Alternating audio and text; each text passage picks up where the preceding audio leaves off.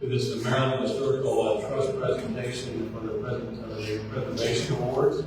This is for the outstanding individual leadership at the local level, and the award winner is City of Cumberland's Ruth Davis-Rogers. So first, I want to thank everyone coming out to today's event. It's an honor to be in the city for Ruth to get an award, so thank you.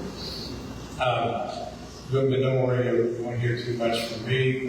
First, we're going to bring up Mr. Nicholas Redding. Nicholas is the president and CEO of Preservation Maryland. He's had that position since 2014, and during his tenure, he's overseeing a very complex reunification of a couple of things and he's done a great job creating the smart growth of Maryland. So he's done quite the job. And he's also been working in partnership with the National Park Service in creating a campaign for historic trades. You know, as we've all seen in the last few years, the trades are important, but in this case, for someone to truly understand the trade of how to restore historic buildings and homes is absolutely something that is necessary for us.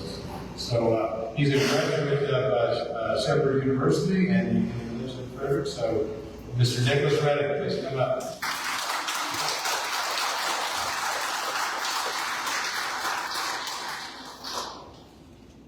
This is an exciting, I appreciate the introduction from the mayor, and that was an exciting rise up these stairs. Quite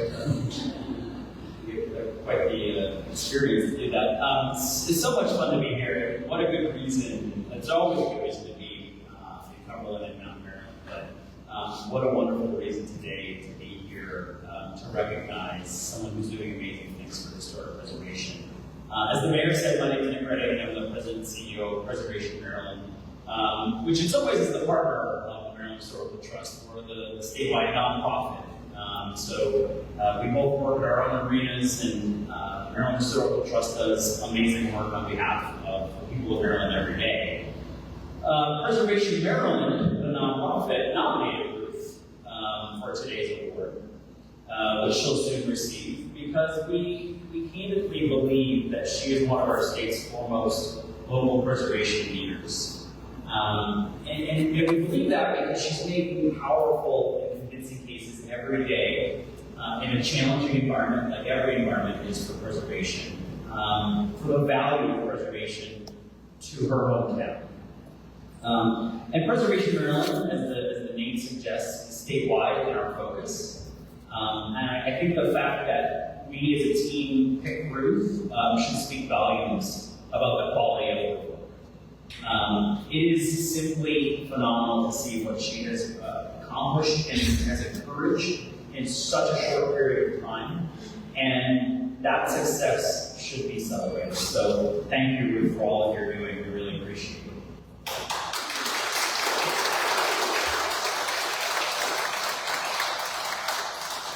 Ruth asked me, she said, well, you nominated me, you should go out there and talk about preservation or something, and talk about why it's important. And Ruth could probably easily tell you what I'm about to suggest, and I imagine she probably could do it better. But given the state of the world and the myriad challenges we all now face, I guess the question that I want to address and just kind of bring to a head here is why preservation and why now?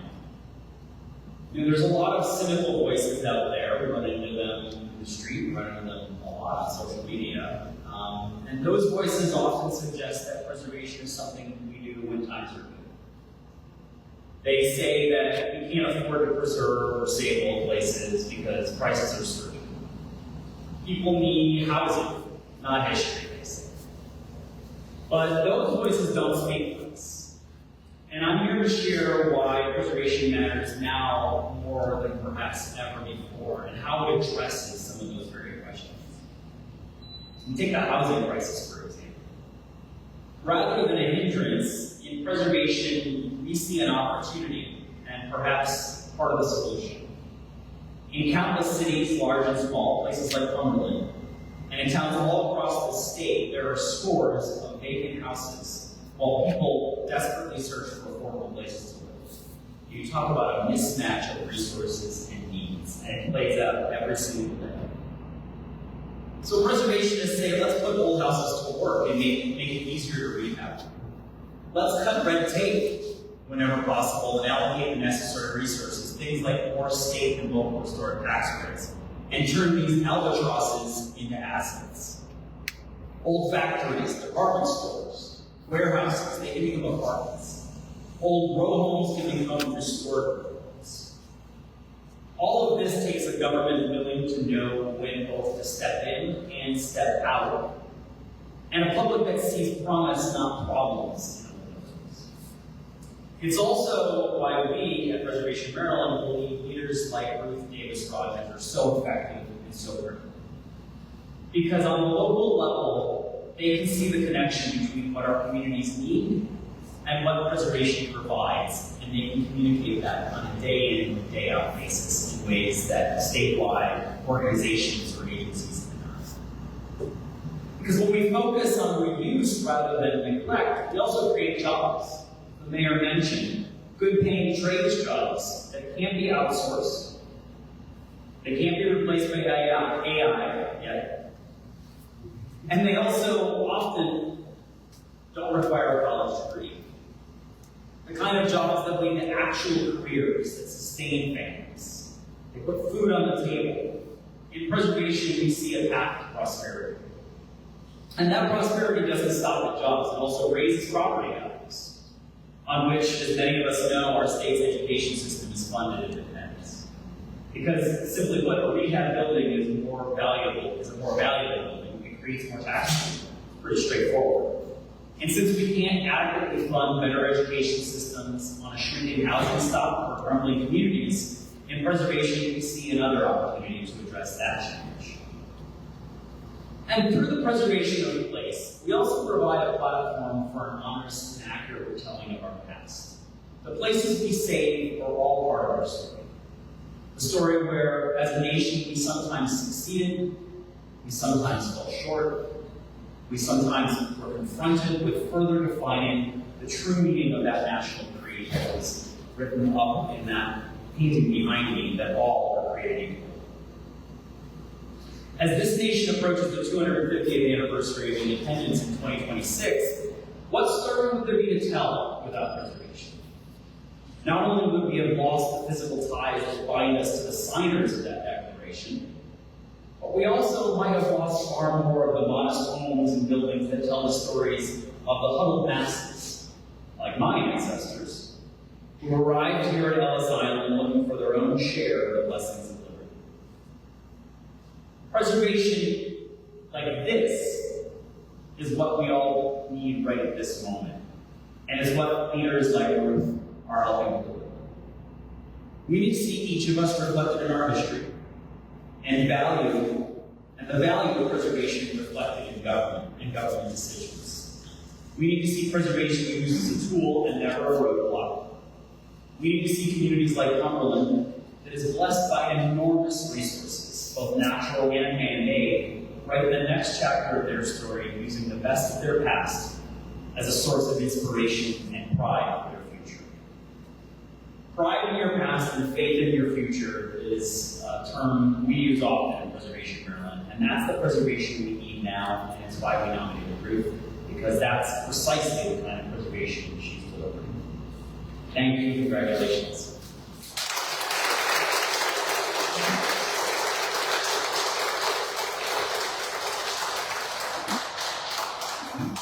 Thank you, Nicholas. I think you did a great job of covering part of why Ruth is such a wonderful person for us in the city of Cumberland to have. Our next speaker is Elizabeth Hughes. She's the director of the Maryland Historic Trust. She serves as the Maryland State Historic Preservation Officer and director of the Historic Trust. And she oversees the development of policy. She oversees legislation throughout the state to be able to help historic preservation. And she has a master's degree in architectural history from the University of Virginia. and she's also a graduate of Georgetown University. She served as the National Conference for the State Historic Preservation Office Board since 2004. Ladies and gentlemen, this is what we do.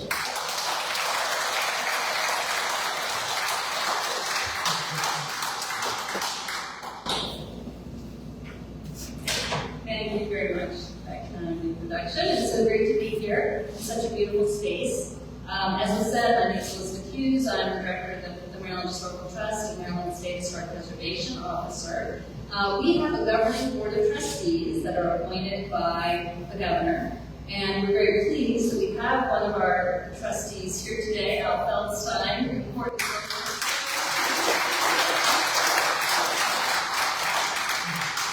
And these awards are bestowed by the Maryland Historical Trust Board. You know, it's so important. Al has been such an incredible advocate for Cumberland, for Allegany County, Western Maryland. He always brings issues to us that he sees and really speaks to the needs of this area.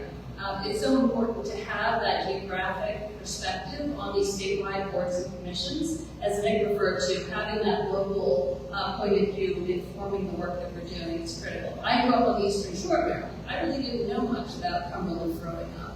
It wasn't until I came to work at the trust that I really was brought up here through work, and then during COVID, I learned that my husband's family is from Cumberland, actually, Virginia Avenue, down at Georgia Street Valley. They're all miners that came over from Scotland to work in the steel mills and so forth. So it's been really just so gratifying to me to learn more about my personal connection here.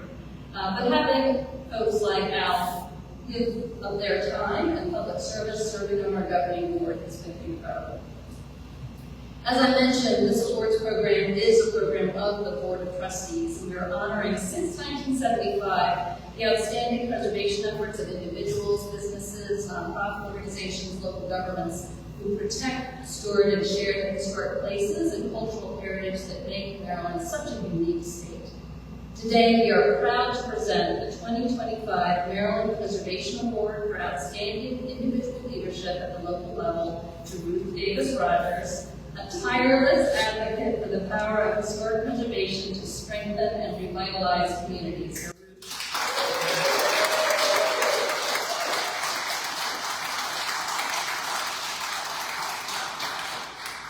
For more than 30 years, Ruth has worked to ensure that preservation is not just about the past, but about the future of our neighborhoods, our economies, and our sense of place. As the historic preservation planner for the city of Cumberland, she's brought energy, creativity, and a clear vision to her work, helping to reframe preservation as a tool for resilience and growth. Her accomplishments include substantial new documentation of the city's historic properties, allowing more property owners to take advantage of financial incentives. She also recently led a citywide historic preservation planning process, charting the path for the future. What makes Ruth's leadership truly exceptional is her ability to connect with people. Whether she's collaborating with city officials, business owners, or residents, she builds trust and brings people to the table. Her work isn't about spotlighting herself, but about lifting up others and making sure every voice is heard. Ruth's involvement has been central to some of the city's most transformative recent projects, including the Cumberland Relocation package, which helped position Cumberland as a historic and vibrant place to live and drew national attention for its innovative approach. She also played a key role advocating for historic architecture in the Baltimore Street Redevelopment Project, which all know also received a Sustainable Growth Award, presented this year by Governor Westmore and the Maryland Sustainable Growth Subcabinet. This ambitious redevelopment effort invested in the historic downtown corridor, modernized aging infrastructure, and created a safer, more flexible public space that reflects both the city's heritage and its forward-looking goals. Ruth has often described downtowns as the living room of a community. With her help, Baltimore Street is once again a space where people gather, connect, and take pride in their surroundings. Through Ruth's dedication, Cumberland has made preservation a central part of its story. Her work inspires other communities across Maryland to see their historic buildings not as relics, but as assets, To use Ruth's own words, it's not about freezing things in time, but managing change wisely. We are honored to recognize her contributions today. Please join me in congratulating Ruth Davis-Rogers, recipient of the Outstanding Individual Leadership at the local level.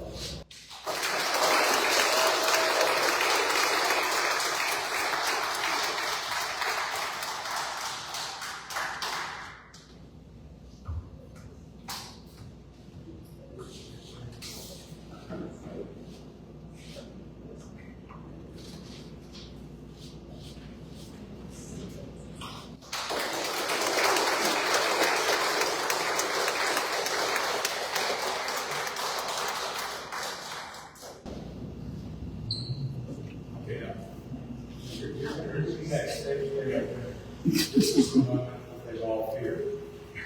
This is the moment when I, as a mayor, use my prerogative to go well script. And they always script me on these things, and they know it's going to happen at some point in time. You know, I met Ruth back in 2018. I actually met her while I was campaigning to be the mayor for my first term. And I was very impressed with her. I got to meet her and Derek, and was, you know, at the time she was working here in Cumberland, and but she left for a while. You know, historic preservation is tough. It's not easy work.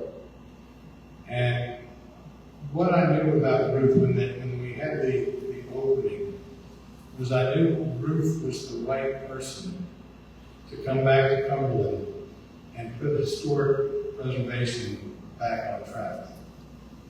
Because it's complicated stuff.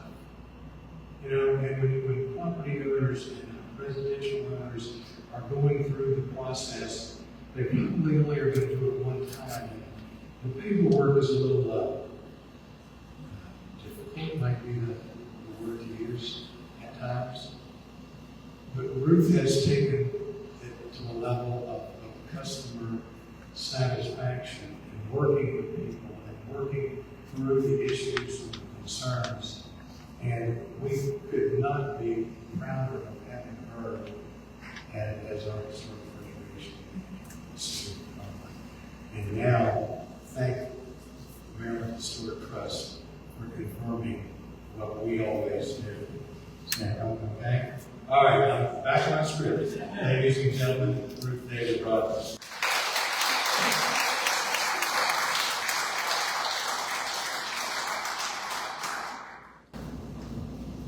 Okay, well, it is so good to see all of you here, and I'm pleased to be recognized, but it is a little embarrassing to get all this attention, but I do appreciate it. Thank you so much. I'm so humbled and honored to be recognized. It truly has been one of the biggest surprises of my life, other than finding out I was pregnant with the third child. But anyway, it is one of the biggest surprises. And when they told me on the phone, I didn't understand. I thought it was that they were telling me that I was being awarded a grant or something. I'm like, no, it's for you. So thank you for giving a surprise like that. You know, that was just wonderful. So I have a few thank yous and stories to tell. You know, my ability to help the city and everybody else is due to the influence of others. It's not that I'm anyone great or anything, but I just pick up bits and pieces of wisdom throughout the years. And I won't have enough time to thank everybody because, you know, like Elizabeth said, it's been 30 years that I've been doing this. And some of them are not here today because they've passed. And I know everybody says they're here with us in spirit, you know, which I'm sure they are, but it sure would be nice to see the faces out in the audience.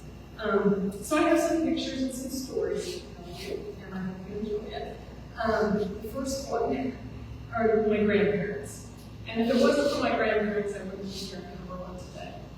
Because my grandparents, that side of my family, for several generations, had a farm before it actually was Virginia. And as a child, I spent a lot of time there. I would spend summers with my grandparents. A few times my grandmother had surgery, and I spent extended amounts of time with her there. as she was recuperating, and it's just always something that I look forward to. I live in the Midwest in Wichita, Kansas. We make the trip out here every year, and I waited for it all year long.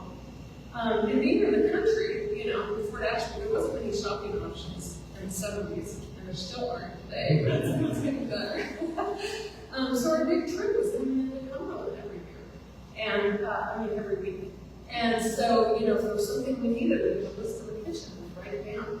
So we would always be able to, come in and we'd get our things, we would go out to eat, like see a friend or whatever, but it was always a big deal.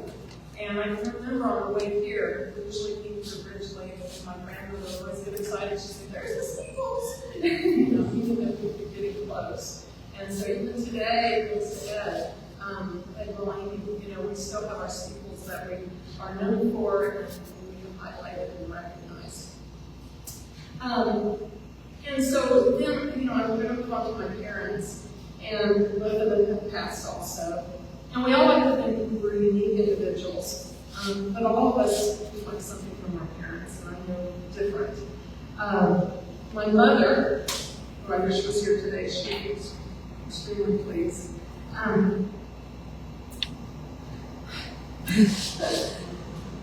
So sorry.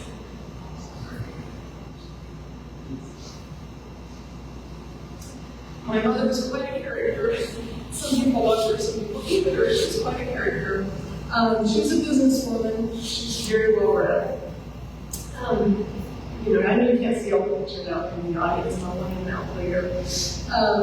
But she was really quite a force in her own right.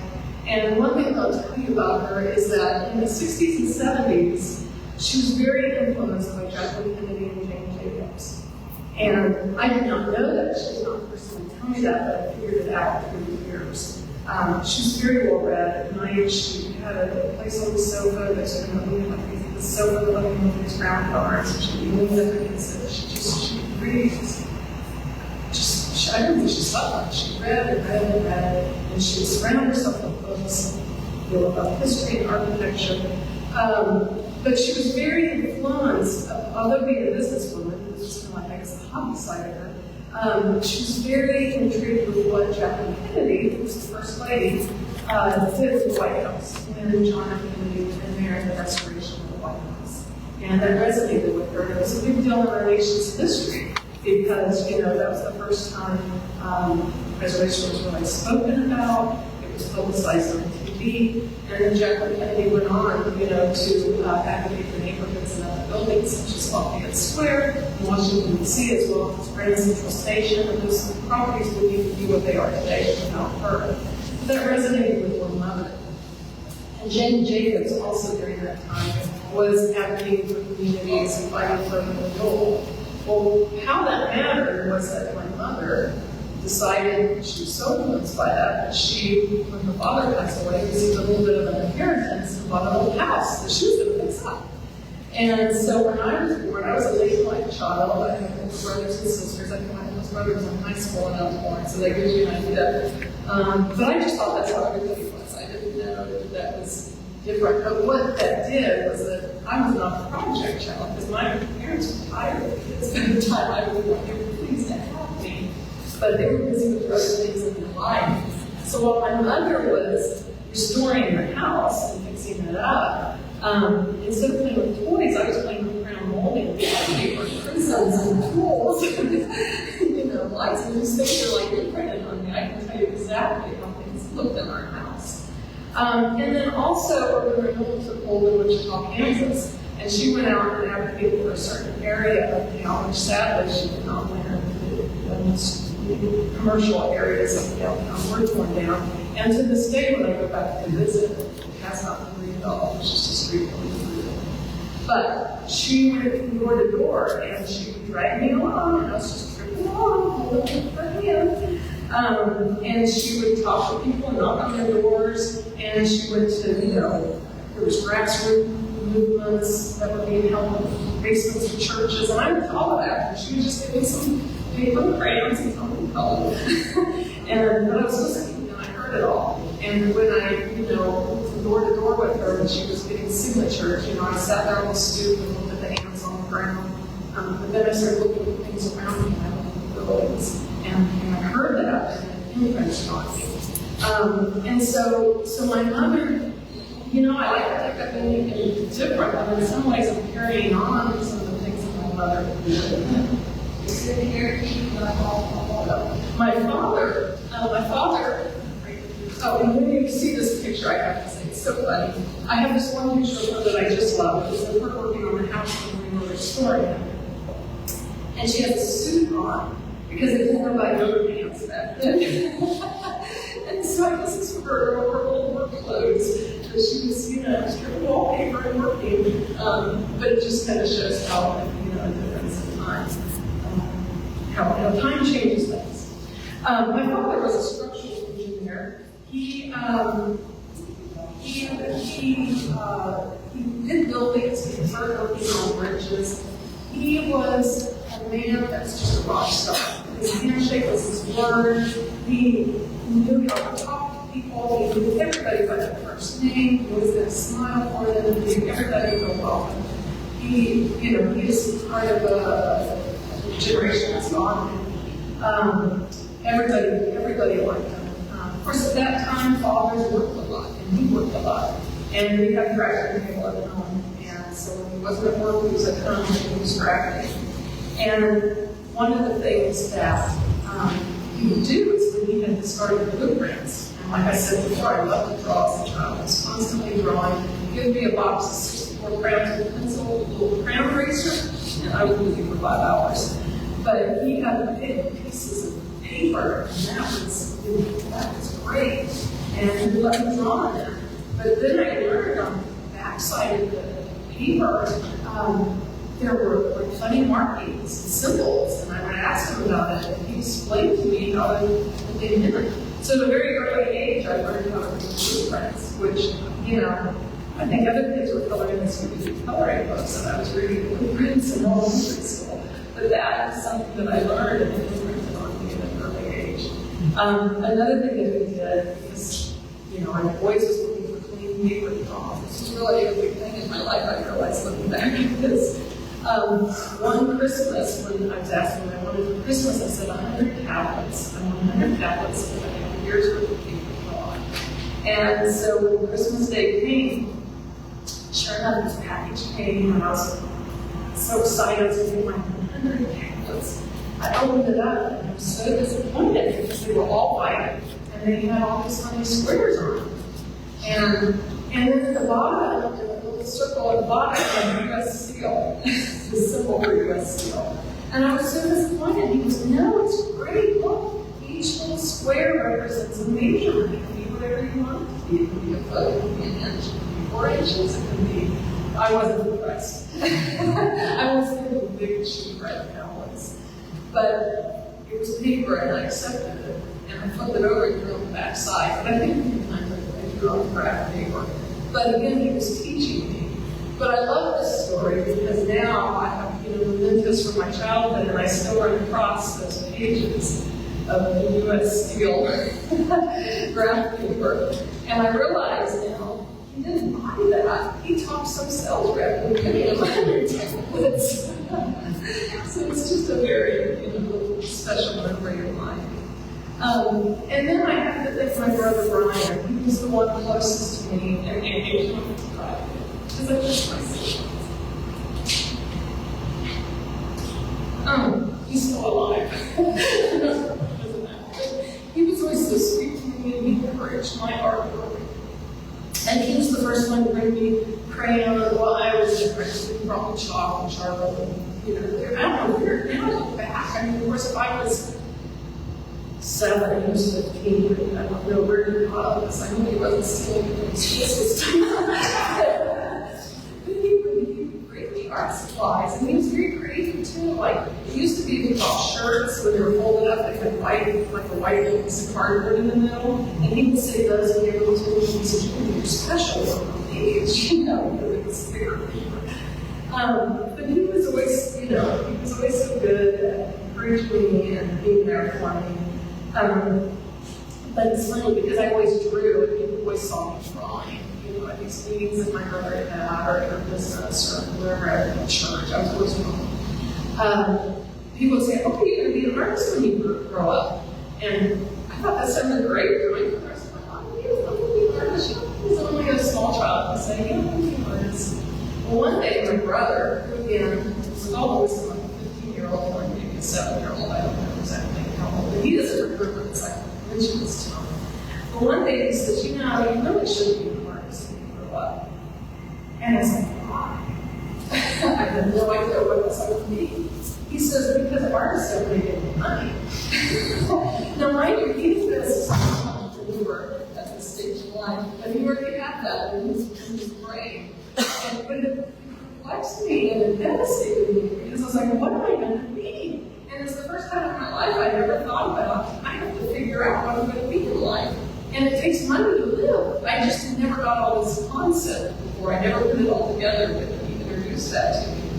And so I really thought, I was wrong. I thought about it. What do I do? And what do I know? What's my talents? And, not thinking I still have a whole life ahead of me. I thought it had to be solved right then and there. Or, with the how much time it took me to solve it. But then I figured, well, I know how to read blueprints, and I know how to draw, and I want to keep drawing.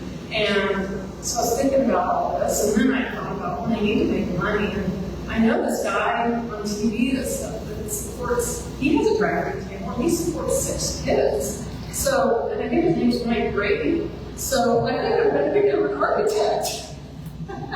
Because I saw a lot of similarities between Mike Brady and my father, because the kids would run in the top of Mike Brady with a drafting table, and we would do the same thing with our father. So in my mind, I just decided I'm going to become an architect.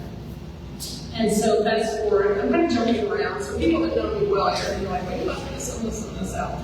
But anyway, because there was another time in there, I did think about becoming a surveyor. I'm not sure where I got that from. And then a fashion designer. But then I went back to architecture. And sure enough, I did go to architecture school. And I went to the University of Houston School of Architecture, which is now the Geraldine Hines School of Architecture, because they got large together. But back when I went, it was the University of Houston School of Architecture. And I want to thank Lance Kirkland, who saw something in me, and he worked with me on my portfolio and got me there. And he was, I'm not sure what position he was in when I was there, but I know he was consistent. He recently retired. But the beauty about college is I did go, when I was in college, and this is what it should be for everybody, it opens your eyes up and you see all the other possibilities that's out there. And it made me learn more. And I learned about other related professions. And I did not know that what my mother was doing was really called historic preservation, and you could make a living at it. Probably about the same amount that you could to be an artist. I didn't tell my mother that. But there was this career you could follow, and I knew historic preservation, the deepest parts of my soul, because that is what I was around growing up. And so my career path has taken me, I've always, historic preservation has always been a thread in it, but I wanted to city plan. I've been all over the built environment. I've worked in housing, city planning, architecture, development. But what brought me to historic preservation initially was that I thought it was about, I love the art. I love that architecture is art of the masses. If you walk up down any street in any historic city or old city, you look out and you see this beautiful architecture, which is art of the masses. And I wanted to save buildings. But what I learned, and again, this was through going to school and exposing yourself to more, was that I learned that just making a building pretty doesn't save it. What saves it is keeping people in the buildings, whether it be people living in them or commercial businesses in them. And then it's part of the whole wheel. In order to keep the businesses in them, you have to have a community that's thriving. So I learned more and more about community development, Main Street, which really resonated with me. And so that's the path that I followed for many years. So that was I'm just jumping around here, that was many years, but life found me back in Maryland. And a number of years ago, I took a job at the University of Maryland School of Architecture, Planning, and Preservation. And I worked as staff to Don Linebaugh and Jim Cohen to assist with their graduate programs. And I thank Don Linebaugh and Jim Cohen very much much for that opportunity because at the University of Maryland, again, like I said, whether you're a young adult college or an older adult college, you're exposed to so much and you learn. And the timing was perfect because I was going through a difficult time in my life. I was going through, I've been married for 20 years, I went through a divorce. But being there, being around all these people and all this inspiration and all this possibility inspired me to keep going and to keep following my dreams. And also what it did is, in addition to getting to know more rock stars in the architecture world, is giving me my first introductions to New Nicholas and New Elizabeth when I was working at the University of Maryland. But of course, while I was there, and it was a wonderful experience, I missed being out in the real world working with them. And because I had done that before, and so I was ready to launch, and I came here to Cumberland. And when I found out they were looking for staff in the Historic Preservation Department, I thought, oh, this would be just so wonderful. You know, this would be so great because I can use my skills, talents, abilities, everything I've learned, you know, to work with this beautiful town that has all these historic resources. Like Nicholas said, you know, we have our historic architecture, we have our rivers, it's, you know, we're one of the original 13 colonies. And so thank you, Ray Morris, and Jeff Silva, and Tressler for hiring me and trusting me to move this program forward. And also thank you to Kathy McKinney, who created she was in this position for many years, and she created a good foundation for me to work from. But the irony is that I'm full circle. I'm full circle, all the way back to Cumberland. You see that something? Is that because of me or my grandparents? You know, who's pulling the strings that brought me back?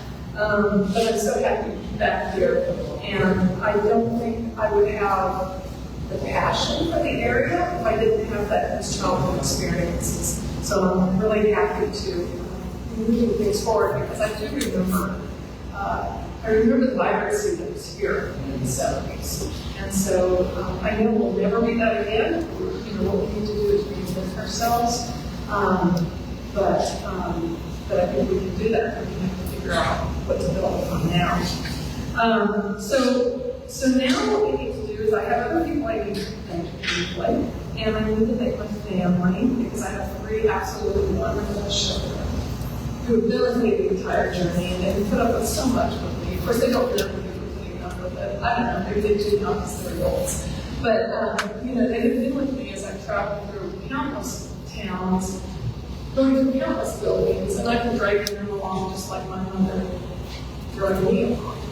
And they probably know more than any other friends about architecture and planning and street widths and setbacks and architects. But they've been wonderful, they've always supported me and they've always believed in me. And then I also want to thank my husband. I remarried, and I remarried a planner, so he enjoys looking at buildings and communities. However, when we married, he's not necessarily a fan of historic education, and I am. So I think I'm winning him over. But we have good conversations about it. We really enjoy on weekends going around and exploring cities and communities and seeing what we can take away, learn from those things, because he uses it in his work and I use it in my work. And I always tell people, if you ever hear in the garden, you know, I don't like Jesus or say anything bad, but it's kind of funny. I always say, if our demise is that we drive off the side of the road together, it's because we were looking at something once we paying attention to the road. But so far we've been good. We have spurred a few times, we always just like that on the road, so hopefully we'll continue to.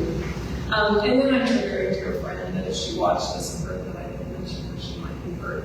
But I have a very good friend that's by my side and been working with her for 30 years, and she's gone with me to architectural, archaeological digs. She's followed me in the houses. She's always been there for me. And I mean, she has an interest in it, but, you know, she does it because she knows I enjoy it.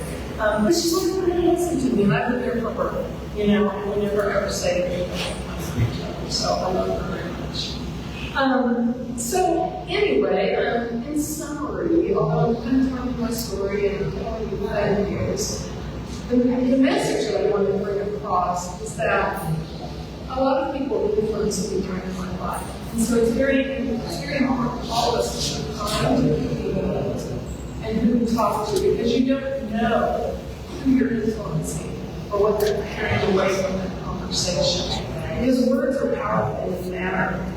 And I have one example that I was bringing up. There was a professor that I worked with at Kansas State University in the Kansas Main Street program. His name was Bernie Forster.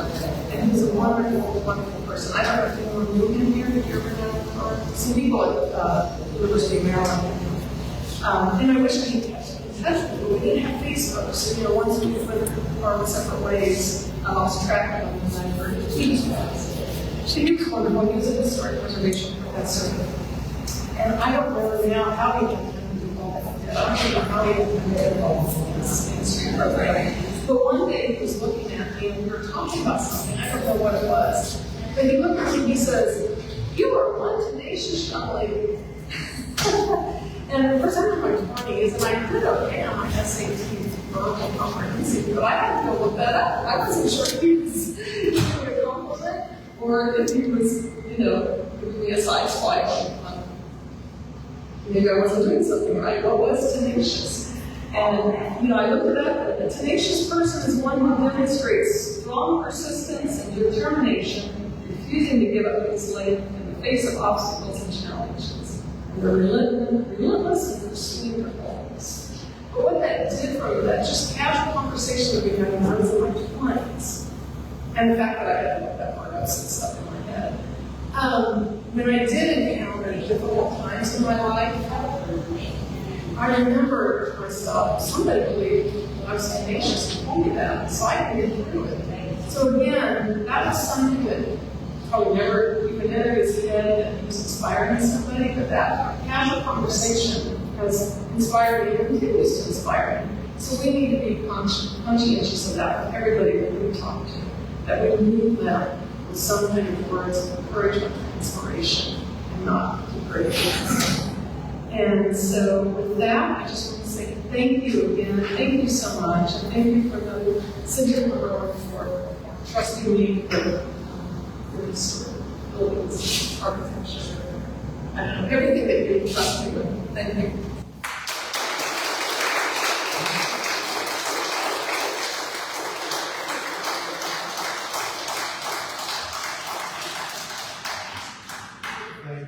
Thank you, Ruth. Thank you very much. We're very proud. Now I have one more item on my checklist here. I have to introduce the elected officials. I'll make sure I get everybody. Eugene Frazier is the city councilman. He is with us here today. And representing Senator Van Hollen, we have Mr. Robin Summerfield.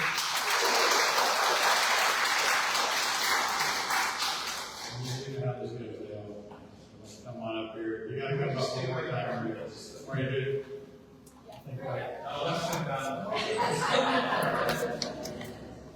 We are so welcome here, and so grateful for your willingness and desire to share your talent here on the city.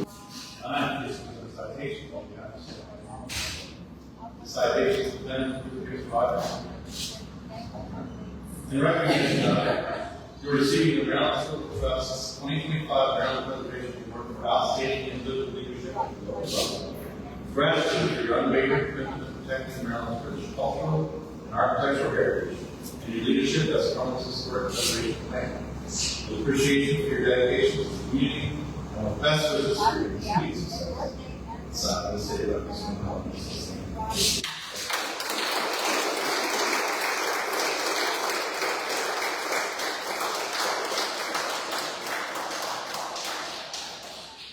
Thank you, Robin.